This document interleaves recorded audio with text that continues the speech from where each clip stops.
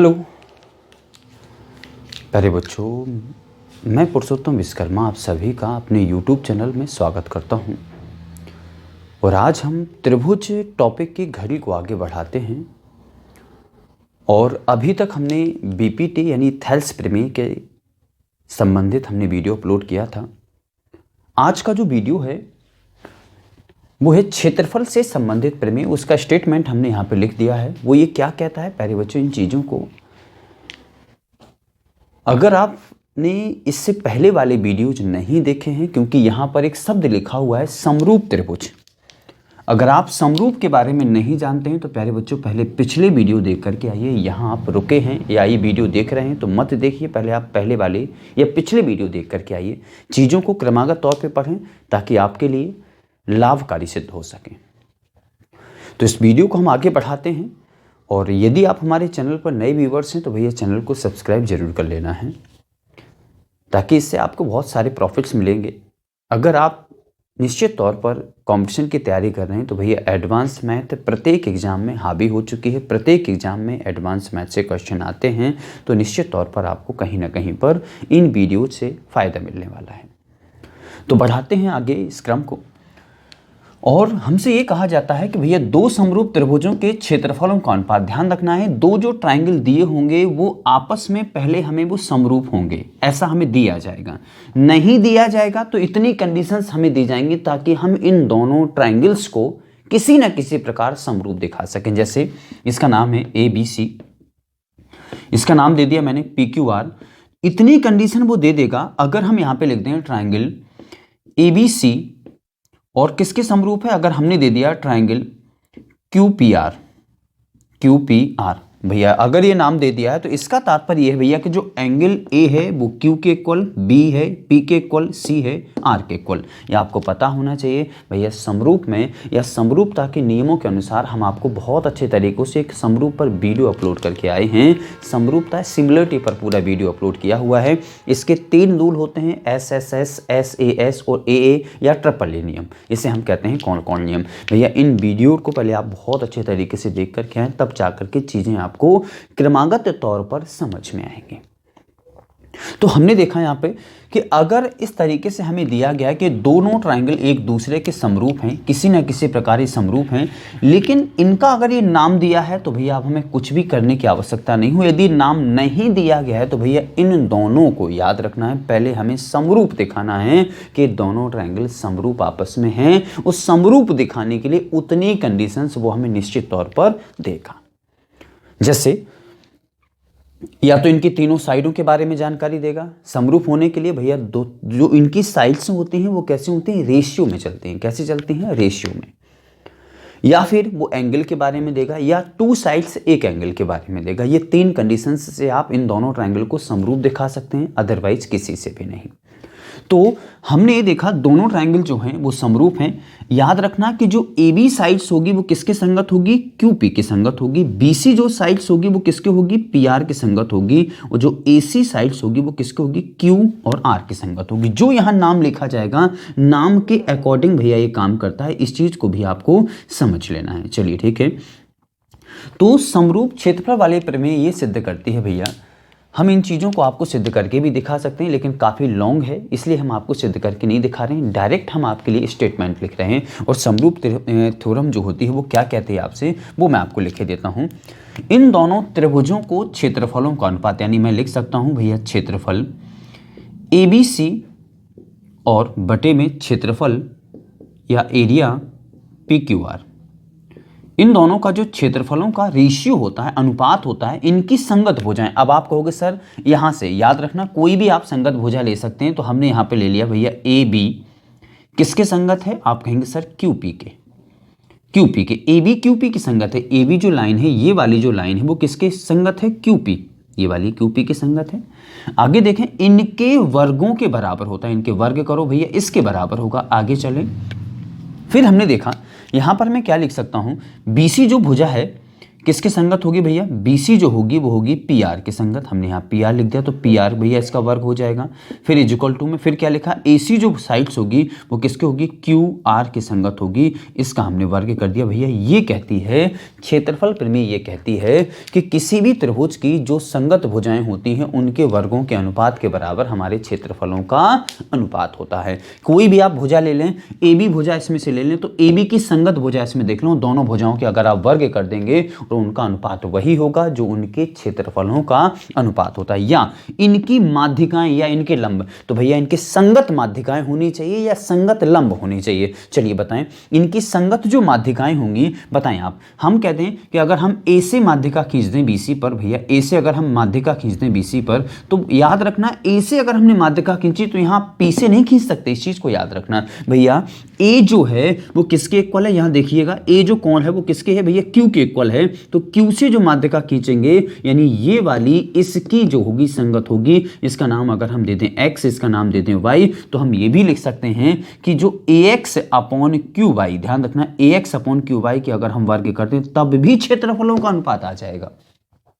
या अगर हम B से यहां माध्यिका खींचें तो भैया B के जो संगत कोण होगा वहां से माध्यिका खींचने पर तब भी उनके वर्ग करोगे तो भी इनके क्षेत्रफलों का अनुपात आ जाएगा। इनकी संगत माध्यिकाएं और संगत लंबों के वर्गों के बराबर भी इनका क्षेत्रफलों का अनुपात होता है। या हम आपको यह भी बता सकते हैं भैया, इनके परिमापों का अनुपात अगर हम लिख दें परिमाप ABC बटे में परिमाप है, ये याद रखना PQR। अगर इनके परिमापों का अनुपात निकालें, यहाँ क्षेत्रफलों का यहाँ परिमापों का है, अगर ये दोनों के दोनों ट्रायंगल समरूप हैं तो भैया उनकी संगत भुजाएं, हमें पता है कि AB की जो संगत भुजा है कौन है, QP है, बराबर BC की जो संगत भुजा है वो PR है, यहीं पे लिखा है। AC की जो संगत भुजा है देख सकते हैं वो QR है। और यहाँ पर कोई भी एक लंब ले लें, यहाँ पे लंब ले लें, यहाँ पे माध्यिका ले लें, AX बराबर बटे में कौन हो जाएगा, QY। यानी मैं कह सकता हूँ कि इनकी अगर परिमापों का अनुपात निकालना है तो इनकी संगत भुजाओं के अनुपात के बराबर होता है, और क्षेत्रफलों का अनुपात निकालना है तो संगत भुजाओं के वर्गों के अनुपात के बराबर होता है। भैया कितनी जानकारी आपको समझ में आई है, कितनी नहीं आई है, ये मुझे आप कमेंट के द्वारा बताएं। इससे तमाम प्रश्न सॉल्व होंगे निश्चित तौर पर। जैसे मैं एक आध क्वेश्चन लिख रहा हूं, ध्यान रखना ये आज की बेसिक कॉन्सेप्ट की लास्ट क्लास है। आज के बाद भैया सिर्फ कॉन्सेप्ट की क्लासें नहीं आएंगी। इसके बाद केवल और केवल हम 2-4 वीडियो में आपको क्वेश्चन की प्रैक्टिस करवाएंगे, इसके बाद कोई नया टॉपिक उठाएंगे। तो आज की क्लास लास्ट होगी कॉन्सेप्ट से संबंधित। चलिए अब हम उठाते हैं कोई क्वेश्चन देखते हैं। तो क्वेश्चन हमारे पास ये लिखा गया है, ABC PQR की संगत ऊंचाइयां क्रमशः, ये लिखा गया है। जो क्वेश्चन लिखा गया प्यारे बच्चों, ये लिखा गया है कि ABC और PQR triangle ABC and PQR, triangle PQR की संगत ऊंचाइयां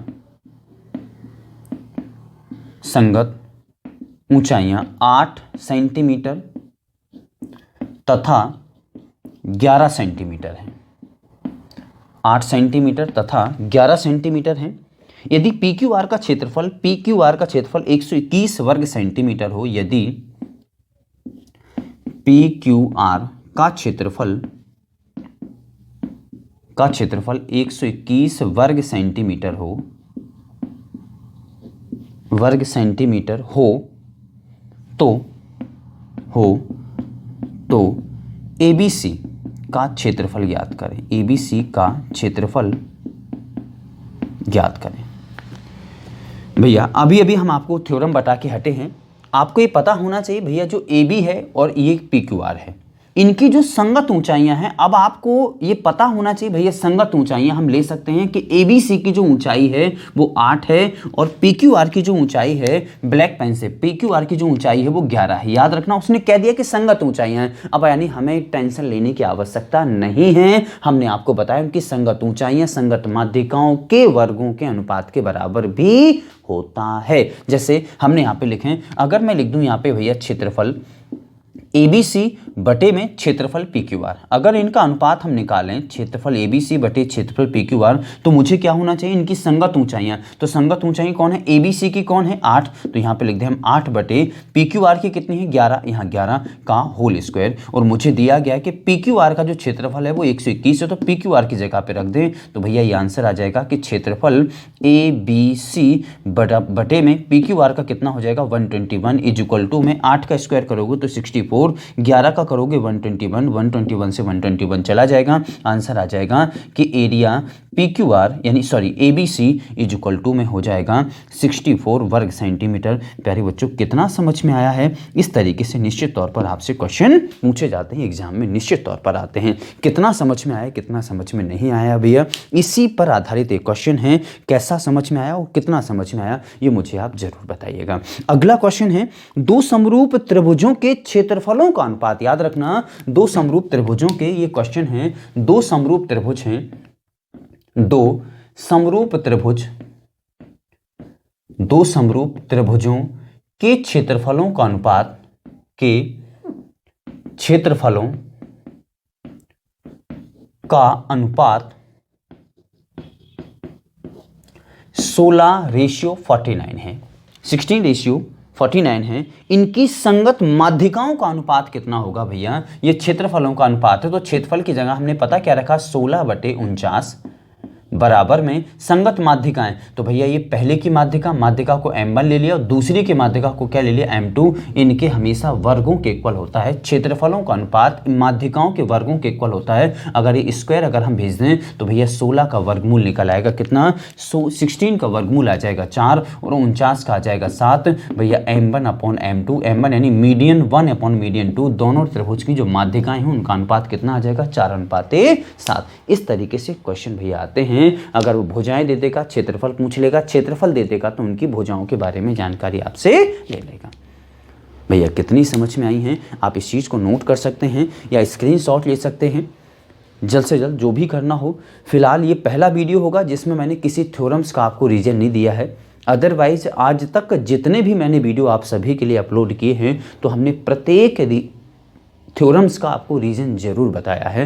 ये थोड़ा सा रीजन इसका मुझे लगा थोड़ा सा बड़ा है इसलिए मैं नहीं बता रहा हूँ। आज तक ऐसी कोई थ्योरम्स नहीं होगी जिसका मैंने आपको रीजन ना बताया हो। चलिए अब हम आपको कुछ और क्वेश्चन करवाते हैं और कल से आपको केवल अगले वीडियो में केवल और केवल आपको क्वेश्चन पर आधारित वीडियो ही मिलेंगे। कॉन्सेप्ट वीडियो भैया जितना कॉन्सेप्ट मुझे पढ़ाना था मैं आपको पढ़ा चुका हूँ। चलते हैं अगले क्वेश्चन पर। अगला क्वेश्चन हमारे लिए क्या है हम देखते हैं और कल से आपको सारे क्वेश्चन स्क्रीन पर नजर आएंगे भैया। तो अगला क्वेश्चन हम देखते हैं, इसी पर आधारित हम कुछ क्वेश्चन करवाते हैं भैया। आप लोग अगर पिछले वीडियो आपने नहीं देखे हैं तो भैया पहले पिछले वीडियो आप जरूर देख करके आएँ। चलिए देखते हैं कुछ क्वेश्चन हम आपको करवा रहे हैं। बढ़िया सा क्वेश्चन हम आपसे ले रहे हैं। यहाँ पे ये लिखा गया है, ध्यान देना। इसमें लिखा गया कि ABC और PQR के परिमाप 36 और 24 हैं। ट्राइंगल ABC और PQR के परिमाप 36 और 24 सेंटीमीटर हैं। 36 और 24 सेंटीमीटर हैं। PQ बराबर 10 हो तो AB की माप क्या होगी। PQ बराबर में 10 होगा तो AB बराबर क्या होगा, AB बराबर क्या होगा। और ये दोनों जो ट्राइंगल दिए गए हैं ना उसमें लिखा गया है कि जो ट्राइंगल ABC जो है वो किसके समरूप है, ट्राइंगल PQR के समरूप है। ऐसा लिखा गया है भैया क्वेश्चन में। तो हमने आपको बताया जब परिमापों की चर्चा की जाती है, जब भी परिमापों की चर्चा की जाती है तो परिमापों के बारे में मैंने आपको बताया है कि पेरीमीटर या परिमाप, यहाँ पर हम लिखे देते हैं पूरी थ्योरम, परिमाप और यहाँ पे परिमाप ABC और परिमाप PQR, इन दोनों का जो रेशियो होता है भैया हमने आपको क्या बताया था, इनकी संगत भुजाओं के अनुपात के बराबर होता है। संगत भुजाएं कौन कौन है भैया, यहाँ देखें पी क्यू किसकी संगत होगी, ए बी की तो होगी नहीं भैया, इसकी होगी, किसकी, क्यू आर की। तो हमने पी क्यू की वैल्यू लिखी 10 और यहाँ पर कौन आ जाएगा, ए बी। यहाँ देख सकते हैं आगे के दो वर्ड भैया ए बी के बटे में कौन आएगा, पी क्यू आएगा। तो ए बी के बटे में हमने पी क्यू, इनकी भुजाओं के बराबर होता है क्योंकि परिमाप है। अगर यहाँ क्षेत्रफल होती भैया तो इन पर हम क्या लगा देते, स्क्वायर लगा देते। ए बी सी परिमाप की वैल्यू कितनी है भैया, 36, पी क्यू आर की है 24, इज इक्वल टू में ए बी अपॉन में कितना आ जाएगा 10, 12 से 2 बार 3 बार और 12 से 2 बार 2 से चला जाएगा 5 और 5 3 जा कितना हो जाएगा 15। तो A B is equal to में आ जाएगा 15 सेंटीमीटर। प्यारे बच्चों ये हमारा आंसर आ गया है। कितना समझ में आया है, कितना समझ में नहीं आया है, ये मुझे आप कमेंट के माध्यम से ज़रूर बताएं। अगला जो हमारा प्रश्न है उसको हम देखते हैं। देखिएगा थोड़ा सा, बड़ा ही शानदार क्वेश्चन है। समकोण त्रिभुज में समकोण के निकटतम भुजाएं, याद रखना समकोण त्रिभुज में ये लिखा गया है, पूरा हम क्वेश्चन लिख रहे हैं। यहाँ देखिएगा ये लिखा गया है, क्वेश्चन लिख रहे हैं, समकोण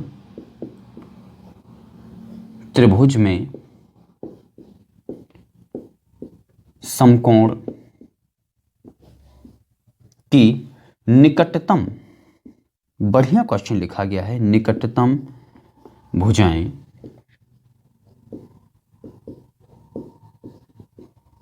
3 सेंटीमीटर, 3 सेंटीमीटर व 4 सेंटीमीटर है। 3 सेंटीमीटर व 4 सेंटीमीटर। तदनुसार लंब केंद्र और परिकेंद्र के बीच की दूरी कितनी होगी, तदनुसार लंब केंद्र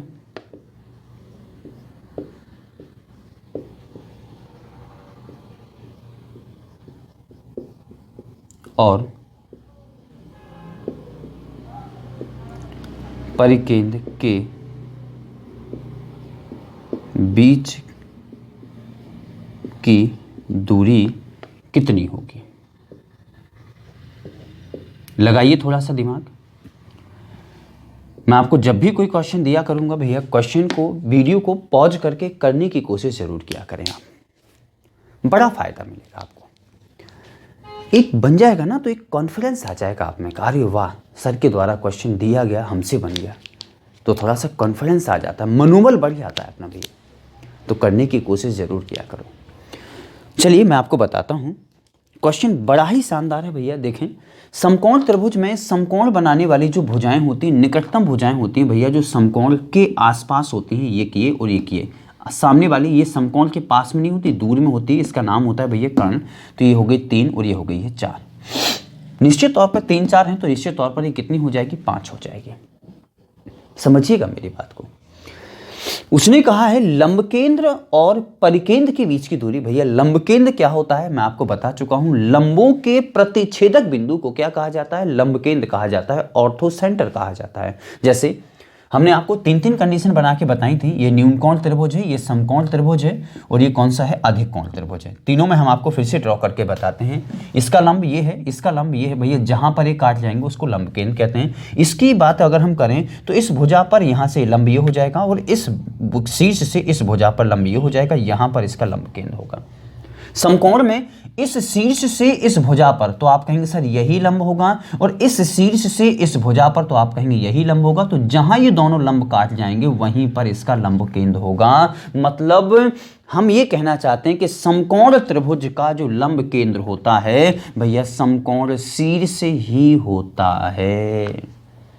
समकोण का लंब केंद्र समकोण शीर्ष ही होता है। मैंने आपको ये 3 कंडीशन बताई थी। न्यून कोण त्रिभुज में हमने आपको ये बताया था कि न्यून कोण त्रिभुज का लंब केंद्र हमेशा त्रिभुज के अंदर होता है, समकोण का समकोण शीर्ष पर होता है, और अधिक कोण त्रिभुज का लंब केंद्र हमेशा त्रिभुज के बाहर होता है। ये मैंने आपको सिखाया था, आप जाकर के देखिएगा। आप केवल यूट्यूब पर अगर आप मेरी वीडियो देख रहे हैं तो इसमें लिंक दी होगी डिस्क्रिप्शन में, आप जाके देखिए उस चीज़ को। या फिर आप केवल यूट्यूब पर सर्च करें ऑर्थो सेंटर बाय पुरुषोत्तम सर, मैं आपको कहीं ना कहीं दिख जाऊंगा। मैंने आपको ये सिखाया हुआ है बहुत अच्छे तरीके से, उस वीडियो को आप देखें, उसमें हमने लंब केंद्र से संबंधित आपको कम से कम 10 पॉइंट आपको समझाए हैं। तो लंब केंद्र भैया समकोण त्रिभुज का यही होगा, तो इसको हम क्या कहेंगे, ऑर्थो सेंटर। ये हमारे लिए ओ है। ऑर्थो सेंटर को हम क्या किस नाम से जानते हैं, ओ नाम से। आगे चलें, इसके बाद कहा गया परिकेंद्र। भैया परिकेंद्र वह केंद्र होता है, परिवृत्त का जो केंद्र होता है वो उसे हम क्या कहते हैं, परिकेंद्र कहते हैं। भैया इसका जो परिवृत्त होगा इस तरीके से होगा, लगभग ये परिवृत्त होगा। परिवृत्त का जो केंद्र होता है इसके बारे में भी हम आपको 3 कंडीशन बता चुके हैं। यहां देखना, ये ऑर्थो सेंटर के बारे में है, अब हम आपको बता रहे हैं परिकेंद्र के बारे में। तो यहां हमने बना लिया न्यूनकोण त्रिभुज, यहां हमने बना लिया समकोण त्रिभुज, और यहां हमने बना लिया है अधिक कोण त्रिभुज। परिकेंद्र की भी भैया अपनी जगह अजीबोगरीब कहानी होती है।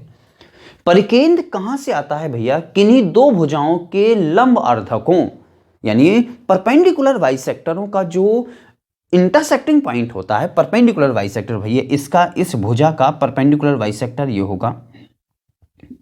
ऐसे निकालते हैं ना परपेंडिकुलर बाइसेक्टर, कैसे निकालते हैं, किसी भी भुजा का अगर परपेंडिकुलर बाइसेक्टर निकालना होता है उस भुजा की आधे से अधिक दूरी लेते हैं और ऊपर नीचे चाप लगाना चालू कर देते हैं। ऐसे इसका देखेंगे, यहां चाप लगाएंगे, यहां लगाएंगे, भैया यहां काट जाएगा। तो न्यूनकोण त्रिभुज का जो लंब केंद्र होता है वो त्रिभुज के अंदर, समकोण का जो लंब केंद्र होता है भैया इसका करेंगे इस भुजा का लगभग इस तरीके से, इस भुजा का करेंगे लगभग इस तरीके से। जहां पर एक काटेंगे, भैया थोड़ा सा हम गलत बना गए हैं इसको, हल्का सा मैं दोबारा से बनाता हूं।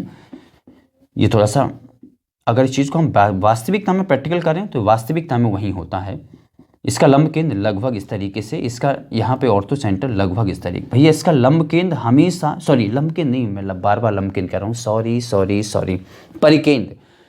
न्यूनकोण त्रिभुज का परिकेंद्र हमेशा त्रिभुज के अंदर होता है। और याद रखना, समकोण त्रिभुज का जो परिकेंद्र होता है वो कहां पर होता है प्यारे बच्चों, कर्ण भुजा पर होता है। याद रखना कहां पर होता है, कर्ण भुजा पर होता है, कर्ण भुजा पर होता है। इसकी अगर हम बात करें तो भैया इसका लंब केंद्र, सॉरी परिकेंद्र कहां होगा भैया, इसका हमने लंबर्धक, इसका लंबर्धक यहाँ पे, इसका हमेशा बाहर होता है। न्यूनकोण का परिकेंद्र अंदर, समकोण का परिकेंद्र भुजा पर, कौन सी भुजा पर, कर्ण भुजा पर, इसका परिकेंद्र होता है बाहर। ये हम आपको समझा चुके हैं, परिकेंद्र में बहुत अच्छे से सिखा दिया है हमने आपको। अब देखेंगे, अगर ये इसका परिकेंद्र होगा तो भैया परिकेंद्र वह केंद्र होता है जिसको आप केंद्र मानकर आप एक ऐसा वृत्त खींच सकते हैं जो इनके तीनों शीर्षों से होकर के जाएगा, इसके तीनों शीर्षों से होकर के जाएगा। अब जब तीनों शीर्षों से होकर जाएगा तो निश्चित तौर पर एक इसमें कहानी बनती है। भैया देखें क्या कहानी बनती है, ये वृत्त हो गया भैया, वृत्त की त्रिज्याएं हमेशा बराबर होती हैं, ये और ये दोनों आपस में कैसी होती हैं, बराबर होती हैं। और यहाँ चाहे यहाँ मिला दो चाहे यहाँ मिला दो, एक साइकिल के पहिए की सारी तीलियां आपस में कैसी होती हैं, बराबर होती हैं। तो आप यहाँ मिला दें या यहाँ मिला दें, सारी चीजें इक्वल होती हैं भैया। अब आप देखें, अगर इसका परिकेंद्र यहाँ पर है तो भैया ये क्या बन जाएगा, इस वृत्त का व्यास कहलाएगा, व्यास कहलाएगा तो ये त्रिज्या कहलाएगी, ये भी त्रिज्या कहलाएगी। तो पूरी 5 है तो भैया ये 2.5 और ये भी कितनी हो जाएगी प्यारे बच्चों, 2.5 हो जाएगी। समझिएगा थोड़ा सा। अब याद रखना है भैया एक केंद्र है तो अगर हम यहां से यहां भी ज्वाइन कर दें तब भी तो उसी वृत्त की त्रिज्या कहलाएगी ना ये, तो ये भी तो क्या 2.5 होगी कि नहीं होगी। तो भैया यहां से यहां तक की जो डिस्टेंस होती है उसने हमसे पूछा है कि लंब केंद्र और परिकेंद्र, लंब केंद्र ये है, परिकेंद्र को हम कहते हैं सर्कम सेंटर, शीर्ष के नाम से जानते हैं। तो भैया परिकेंद्र और लंब केंद्र के जो बीच की डिस्टेंस है वो कितनी है, 2.5 सेंटीमीटर। प्यारे बच्चों कितना समझ में आया है ये मुझे आप जरूर बताइएगा। ये हमेशा याद रखना, यहां से एक पॉइंट आता है कि वह केंद्र जहां से त्रिभुज के तीनों शीर्षों की दूरियां बराबर होती हैं उस केंद्र का नाम भैया परिकेंद्र होता है। ऐसे पॉइंट हम आपको परिकेंद्र वाले वीडियो में निश्चित तौर पे बता चुके हैं, आप जाकर के देखिएगा उन वीडियो को। यहां से क्योंकि ये सारी चीजें क्या होती हैं, त्रिज्याएं बन जाती हैं, तीनों की तीनों शीर्षों की दूरियां आपस में बराबर होती हैं। अब इसे अगर व्यास कहेंगे, इसलिए आप लोगों को पता होना चाहिए कि अर्धवृत्त में बना हुआ कोण हमेशा समकोण होता है। याद है कि नहीं है भैया, चीजें एक दूसरे से जुड़ी हुई होती हैं, चाहे जहां से आप चाहे जैसा सिद्ध कर सकते हैं। रास्ते बदलने से कभी मंजिलें नहीं बदला करती, आंसर हमेशा एक ही होते हैं। तो कैसा लगा ये वीडियो, आप फिलहाल स्क्रीनशॉट कर ले, इसके बाद हम आपसे 2 मिनट और बात करेंगे। कितना समझ में आया है वीडियो, कितना समझ में नहीं आया है, ये प्यारे बच्चों आप मुझे जरूर बताइएगा। कैसा लगा आज का वीडियो, कल से आपको निश्चित तौर पर इसके शानदार से शानदार क्वेश्चन, और कोशिश करूंगा कि आए हुए एग्जामों में हम क्वेश्चन ज़्यादा उठाएं। हमारी तरफ से कोशिश आपके हित में जो भी होगी मैं ज़रूर करूंगा आपके हित के लिए। तो आप सभी का वीडियो देखने के लिए आप सभी का एक बार मैं पुरुषोत्तम विश्वकर्मा ढेर सारा धन्यवाद करता हूं। मिलते हैं अगले वीडियो में। Thank you.